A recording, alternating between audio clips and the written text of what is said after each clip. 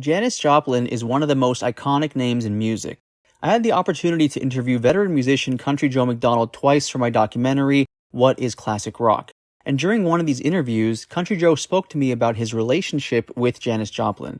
I'm going to show you that clip momentarily. Janis Joplin and Country Joe dated in San Francisco during the summer of 1967. The summer of '67, particularly in the San Francisco neighborhood of Haight-Ashbury, is famously known as the Summer of Love. It was one of the most important periods of time in terms of the development of psychedelic rock and the '60s counterculture in the US. In this video, Country Joe discusses what the Summer of Love was really like, as well as his relationship with Janis Joplin. If you'd like to see the full documentary, What is Classic Rock?, the links are available below. A month or two that I spent living with Janis Joplin in Haight-Ashbury, where she had an apartment. We'd get up in the morning and we'd walk down the street, and see a few friends. We might go over into Golden Gate Park, Hippie Hill. Country Joe, based on your experience with Janis Joplin, when the two of you were dating, she wasn't super famous yet. Once she did become a superstar, what did that do to her? It didn't give her what she wanted, It gave her that one thing that she wanted in her career, but in her personal life, there was nothing there. It wasn't there for her. And she shut it off. She was always in search of love in some way, and dealing with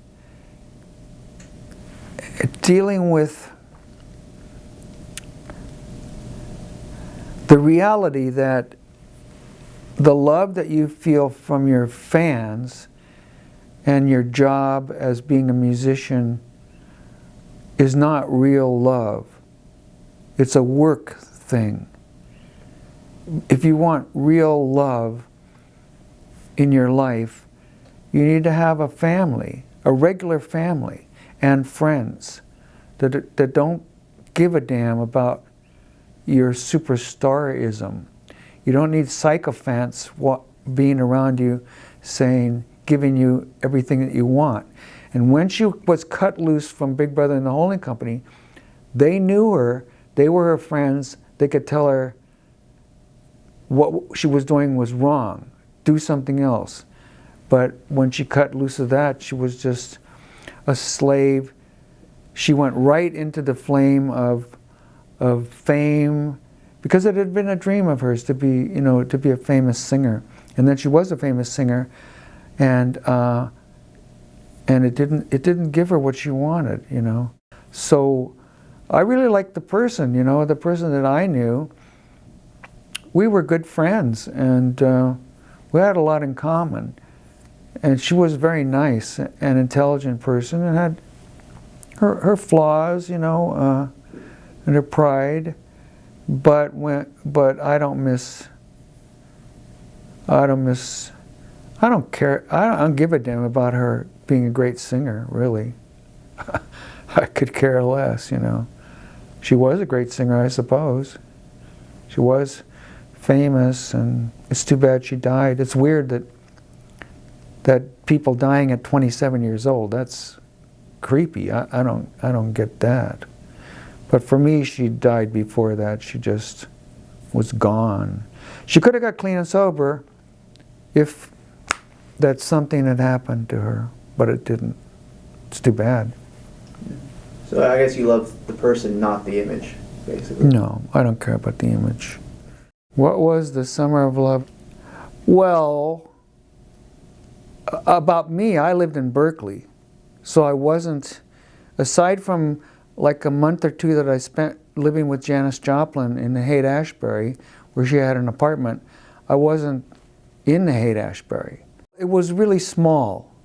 I mean, really small. You see movies of it where there's like lots and lots of people in the streets and stuff.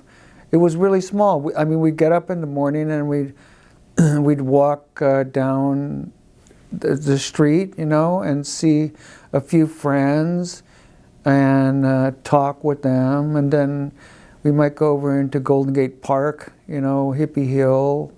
It was really like a small town. It was a small, friendly district. The people that were there, who'd been there before, Well, actually, I did live there on Lion Street when I got married, and that was, so my daughter was born in '68, so it was '67 before the Monterey Pop Festival that I was living with Janis.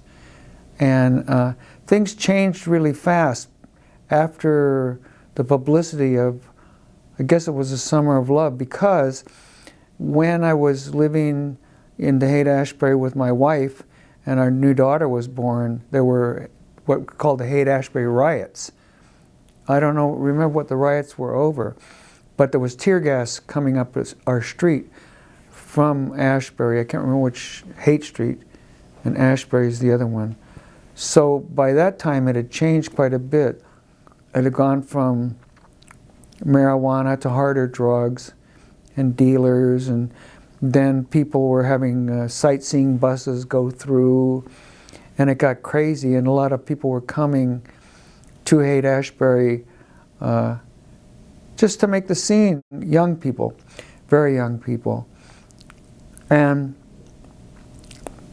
maybe sometimes older people, but the people were really young, you know, teenagers, 16, 17, 18. We were young then, you know. I mean, I was a little bit older, 23 and 24, but a lot of members of the groups were 21, 20, 19 years old, you know.